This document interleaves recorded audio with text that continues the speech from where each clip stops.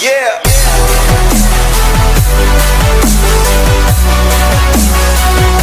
बिस्मिल्लाहिर्रहमानिर्रहीम। आप देख रहे हैं टॉप ट्रेंड टीवी। एक नई मालूमाती वीडियो के साथ आपकी खिदमत में हाजिर है। नाज़रीन मोहतरम, यरूशलेम इंसानी तारीख में वो वाहिद शहर है जो इस कायनात में मौजूद 3 सबसे बड़े और अहम मज़ाहिब यानी इस्लाम, ईसाईयत और यहूद के लिए मजहबी लिहाज से निहायत अहमियत का हामिल है। अगर तारीख के पन्नों को खंगाला जाए तो हमें मालूम होता है इस शहर की तारीख बहुत ही पुरानी है और कई मरतबा इस पर जंगी यलगार भी मुसल्लत हुई है, जिसके नतीजे में यहूदी दरबदर होकर रह गए थे। हजारों साल गुजरने के बावजूद अभी भी मारे असारे कदीमा उन शहरों की खोज में मसरूफ हैं जो जंगी हमलों के बाद सफाए हस्ती से मिट गए थे। नाज़रीन मोहतरम, आज की इस वीडियो में हम आपको बताने जा रहे हैं कि आखिर ताबूत सकीना था क्या और हैकल सुलेमानी का ताबूत सकीना से क्या ताल्लुक है। लेकिन वीडियो में आगे बढ़ने से पहले आपको बताता चलूं कि आप देख रहे हैं टॉप ट्रेंड्स टीवी। अगर अभी तक आपने चैनल को सब्सक्राइब नहीं किया तो सब्सक्राइब कर लें ताकि नई आने वाली तमाम वीडियो का नोटिफिकेशन आपको बर वक्त मिल सके। दोस्तों, पहली दफ़ा यरूशलेम हज़रत दाऊद अलैहिस्सलाम के दौर में तामीर हुआ। हज़रत दाऊद अलैहिस्सलाम अल्लाह ताला के एक जलीलुल कद्र पैगम्बर थे। कुरान मजीद फुरकान हमीद में हज़रत दाऊद अलैहिस्सलाम का नाम 16 मरतबा लिया गया है और हज़रत दाऊद अलैहिस्सलाम ही पहले पैगम्बर थे जिन्हें बनी इसराइल की बादशाही भी अता की गई। नाज़रीन मोहतरम, कुरान मजीद में हज़रत आदम अलैहिस्सलाम के बाद हज़रत दाऊद अलैहिस्सलाम वो वाहिद पैगम्बर हैं जिन्हें खलीफा कहकर पुकारा गया। आपको बादशाहत मिलने से कबल वो दौर था जब बनी इसराइल से फ़लस्तीन के बेशतर इलाके छीने जा चुके थे। उस वक्त बनी इसराइल के हुक्मरान हज़रत शमीर अलैहिस्सलाम थे जो कि बुजुर्गी की हालत को पहुंच चुके थे, जिस पर बनी इसराइल ने दुश्मनों का मुकाबला करने के लिए अल्लाह ताला से दुआ मांगी कि उन्हें एक नया हुक्मरान अता किया जाए। अल्लाह ताला ने बनी इसराइल की दुआ कबूल की और यूं हज़रत शमीर अलैहिस्सलाम ने अल्लाह पाक के हुक्म के मुताबिक 30 साल तालूत को बनी इसराइल का बादशाह बना दिया, मगर बनी इसराइल ने इन्हें बादशाह तस्लीम करने से साफ इनकार कर दिया और हज़रत शमीर अलैहिस्सलाम के सामने एक शर्त रख दी कि जब तक ताबूत सकीना इनके हवाले ना कर दिया जाए वो तालूत की अताअत कबूल नहीं करेंगे। नाज़रीन मोहतरम, ये ताबूत सकीना आखिर था क्या और बनी इसराइल जैसी कौम इसको इतनी ज़्यादा अहमियत क्यों दे रही थी? तो दोस्तों, इस बात को समझने के लिए हमें तारीख का दरवाज़ा खटखटाना पड़ेगा। ये लकड़ी का बना हुआ एक संदूक था जिसको हज़रत आदम अलैहिस्सलाम पर नाज़िल किया गया। ये संदूक सारी ज़िंदगी हज़रत आदम अलैहिस्सलाम के पास रहा और फिर बतौर विरासत आपकी औलाद को मिलता रहा, यहाँ तक कि ये हज़रत याकूब अलैहिस्सलाम तक पहुँच गया। दोस्तों, हज़रत याकूब अलैहिस्सलाम को इसराइल भी कहा जाता है और इस तवस्सुत से आपकी औलाद बनी इसराइल कहलाती है। आपके बाद ये ताबूत बनी इसराइल के पास आ गया और हज़रत मूसा अलैहिस्सलाम भी बनी इसराइल ही से थे। बतौर विरासत ये ताबूत हज़रत मूसा अलैहिस्सलाम की विरासत को भी मिला। नाज़रीन मोहतरम, किस्सा सुलम्बिया के मुताबिक इस संदूक में तौरात का असल नुस्खा, पत्थर की 2 तख्तियाँ जो कोई सीना पर हज़रत मूसा अलैहिस्सलाम को अता की गई, हज़रत मूसा और हज़रत हारून अलैहिस्सलाम का असा मुबारक और पैरहन, इसके अलावा मनो सलबा का मन एक बर्तन में महफूज है ताकि आने वाली नस्लें अल्लाह ताला के इस एहसान को याद रखें जो सहरा में भटकते हुए अल्लाह ताला ने इनको अता किया। जब हज़रत मूसा अलैहिस्सलाम अपनी कौम बनी इसराइल को फ़िरौन से बचाकर एक सहरा में पहुंचे तो ये एक वीरान सहरा में तन्हा घूम रहे थे।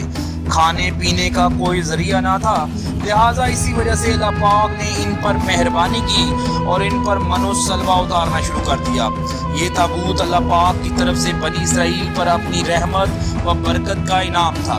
बनी इसराइल को जब भी कोई मसला आता या जंग में मदद के लिए दुआ मांगनी होती तो बनी इसराइल इस ताबूत के सामने बैठकर दुआ मांगते जो अल्लाह ताला कबूल कर लेते। अगर आसान अल्फाज का सहारा लिया जाए तो ये ताबूत बनी इसराइल के लिए ताबूत सकीना साबित हुआ, लेकिन जब बनी इसराइल गुनाह में पड़ गए और अल्लाह ताला की नाफरमानी अपने ऊपर मुसल्लत कर ली तो अल्लाह ताला की पकड़ ने बनी इसराइल को आह लिया।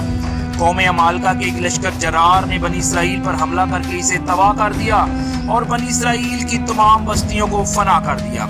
اور اس صندوق کو بھی اپنے ساتھ اٹھا کر لے گئے اور صندوق سکینہ کو واپس جا کر کوڑا کرکٹ اور نجاست بھری جگہ پر پھینک دیا۔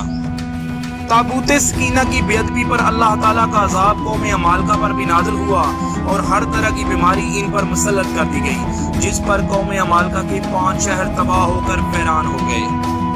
ناظرین، قوم عمالقہ کو سمجھ آ گئی کہ یہ اللہ کا عذاب ہے جو ان پر صندوق سکینہ کی بے ادبی کی وجہ سے آیا ہے۔ قوم عمالقہ نے فوری طور پر صندوق سکینہ کی تلاش کی اور بنی اسرائیل کی طرف روانہ کر دیا۔ اللہ تعالیٰ نے 4 فرشتوں کو بھیجا جنہوں نے اس صندوق کو اٹھا کر حضرت شمیر علیہ السلام کی خدمت میں پیش کر دیا، اور حضرت شمیر نے اس صندوق کو بنی اسرائیل کے حوالے کر دیا، اور شرط کے مطابق بنی اسرائیل نے طالوت کو صندوق سکینہ کی واپسی پر اپنا حکمران قبول کر لیا۔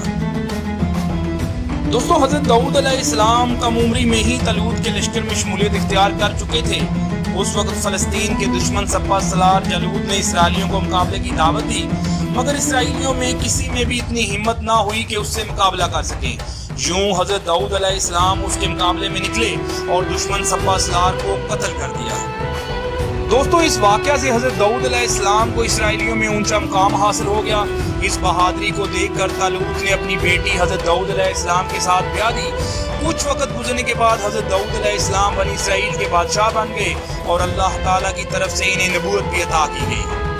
حضرت داؤد علیہ السلام نے یروشلم کی بنیاد رکھی اور تابوت سکینہ کی حفاظت کے لیے ایک ہیکل یا محل کی تعمیر شروع کر دی۔ حضرت داؤد علیہ السلام نے 40 سال تک بنی اسرائیل پر حکومت کی، لیکن یہ محل ان کی زندگی میں مکمل نہ ہو سکا۔ آپ کے بعد آپ کے بیٹے حضرت سلیمان نے اسے مکمل کیا۔ اسی بنیاد پر اسے ہیکل سلیمانی یا کنگ سلیمان ٹیمپل یا فرسٹ ٹیمپل بھی کہا جاتا ہے۔ ناظرین محترم، کہا جاتا ہے کہ ہیکل سلیمانی کی تعمیر کو 7 سال کا عرصہ لگا اور یوں یہ 410 سال تک قائم رہا۔ حضرت سلیمان کے بعد بنی اسرائیل کے آپس میں جھگڑے شروع ہو گئے، جس کے نتیجے میں 2 ریاستیں شمالی فلسطین میں سلطنت اسرائیل اور جنوبی فلسطین میں سلطنت یہود قائم ہو گئی۔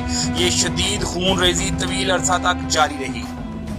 دوستو، 7ویں صدی قبل مسیح میں ہاشروی فاتحین نے سلطنت اسرائیل کا خاتمہ کر دیا اور یوں بنی اسرائیل ٹوٹ کر سلطنت یہود تک محدود ہو گئی، اور پھر بابل کے بادشاہ بخت نصر نے سلطنت یہود کو بھی تباہ کر دیا، اور اس دوران اس حملے میں بخت نصر نے ہیکل سلیمانی کو بھی مکمل تباہ کرا دیا۔ اسی دوران تابوت سکینہ ایسا غائب ہوا کہ آج تک نہیں مل سکا۔ ناظرین محترم، اس واقعے کے 70 سال بعد ایرانی بادشاہ ذوالقرنین نے یروشلم پر حملہ کر دیا اور بنا کسی خون ریزی کے یروشلم کا قبضہ چھڑایا، اور یوں یہودی دوبارہ یروشلم میں آباد ہو گئے۔ فتح کے بعد یہودیوں نے ہیکل سلیمانی کی تعمیر دوبارہ شروع کر دی۔ اسی عرصہ میں ہیکل سلیمانی دوبارہ تعمیر ہو گیا، لیکن یہ تعمیر بھی 430 سال تک ہی قائم رہ سکی، لیکن اس عرصہ میں تابوت سکینہ کو واپس نہ لایا جا سکا۔ دوستو، اسی عرصہ میں یہودیوں نے رومیوں کے خلاف ناکام بغاوت کی کوشش کی، لہذا 70 عیسوی میں رومن حکمران ٹائٹس نے یروشلم پر حملہ کر کے اسے تباہ کر دیا، اور ہیکل سلیمانی بھی دوسری مرتبہ تباہ ہو گیا۔ اس حملے کے دوران تقریباً 1.5 لاکھ یہودی مارے گئے اور ہزاروں کو غلام بنا کر جنگلی جانوروں کے آگے ڈال دیا گیا۔ اس خون ریزی کے بعد کوئی بھی یہودی یہ بھی بتانے کے لیے زندہ نہ بچا کہ تابوت سکینہ آخر گیا کہاں۔ ناظرین محترم، سوچنے کی بات یہ ہے کہ تابوت سکینہ آخر گیا کدھر؟ اس بابت دنیا سے مختلف دعوے سننے کو ملتے رہتے ہیں۔ مثلا کچھ یہودی سمجھتے ہیں کہ صندوق سکینہ اردن کے کسی علاقہ میں موجود ہے، جبکہ کچھ لوگ ایتھوپیا کے گرجا گھر میں اس کی موجودگی کی نشاندہی کرتے ہیں۔ لیکن کچھ لوگوں کا یہ بھی ماننا ہے کہ تابوت سکینہ ملکہ برطانیہ کے تحت کے نیچے موجود ہے، جہاں ملیے، ماہر آثار قدیمہ اور یہودی تابوت سکینہ کی تلاش کے لیے بھرپور کوشش کر رہے ہیں۔ لیکن در حقیقت اللہ تعالیٰ کی ذات کے علاوہ اور کوئی نہیں جانتا کہ تابوت سکینہ آخر ہے کدھر، اور جب تک اللہ تعالیٰ کی مدد اور اللہ تعالیٰ نہیں چاہیں گے، تابوت سکینہ کسی کو بھی نہیں ملے گا۔